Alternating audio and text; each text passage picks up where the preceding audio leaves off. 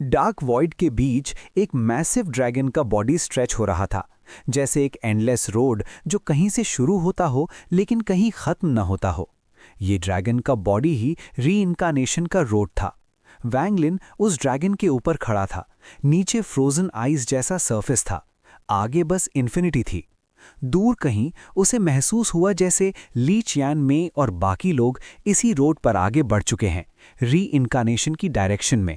उसके हार्ट में जुआन लुओ की वॉइस एको हुई, वैंग लिन, अगर तुम सोल को प्रोटेक्ट करना चाहते हो तो तुम्हें इस ड्रैगन रोड को छोड़ना होगा। इमॉर्टल एस्ट्रल कॉन्टिनेंट के लॉ का सामना करना होगा। तुम लॉस्ट हो सकते हो, तुम मर भी सकते हो।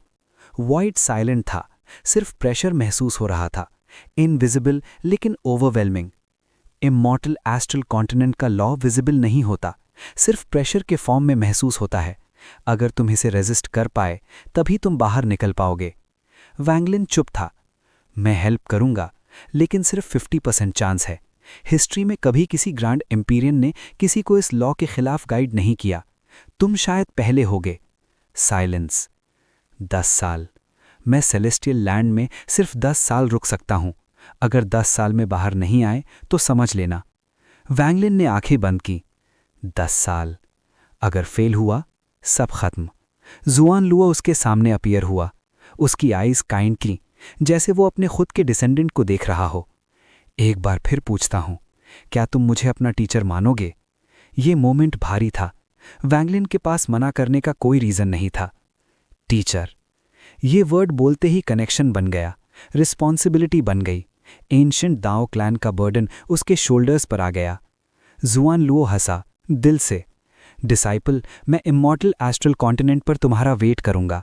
उसने अपने फोरहेड पर हाथ मारा। ब्लड निकला।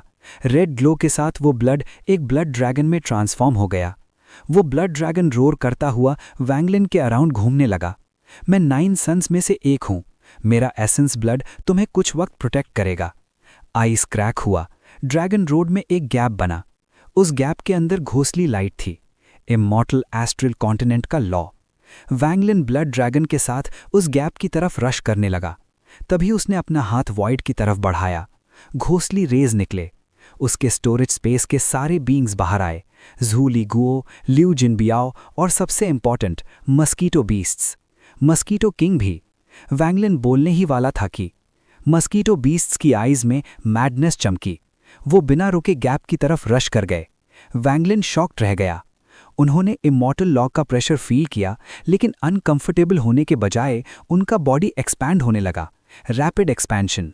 हेड्स बड़े होने लगे, बॉडीज क्रैक होने लगी। घोंसली ग्लो उनके बॉडी से निकलने लगा, जैसे ये उनका असली होम हो।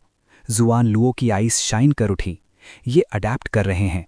उनके एंसेस्टर्स शायद कभी ऐसी जगह रहते थे। लेकिन next moment, painful screams. Mosquito beasts explode होने लगे। ब्लड मिस्ट में कन्वर्ट होकर डिसिपेट हो गए। वैंग लिन का हार्ट हिल गया।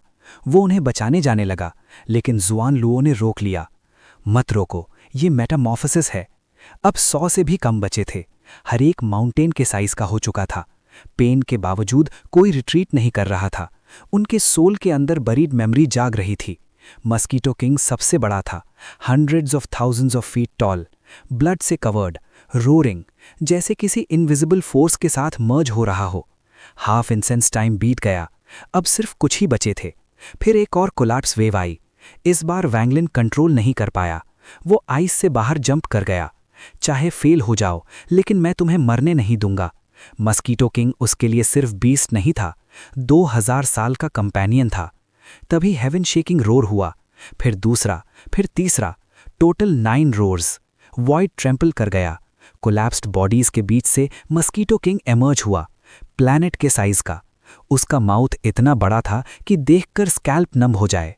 और उसके पीछे 9 गोल्डन मस्कीटो बीस्ट्स, हर एक इनॉर्मस, फिरोशियस ऑरा के साथ।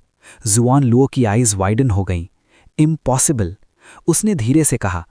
इमॉर्टल एस्ट्रल कॉन्टिनेंट के शुरुआत में जब लॉ डिसेंड हुआ था, तब 9 डिफरेंट बीस्ट्स एंशिएंट एंसेस्टर के साथ अपीयर हुए थे। उसकी वॉइस हैवी हो गई। ये बीस्ट केओस के साथ मर्ज कर सकता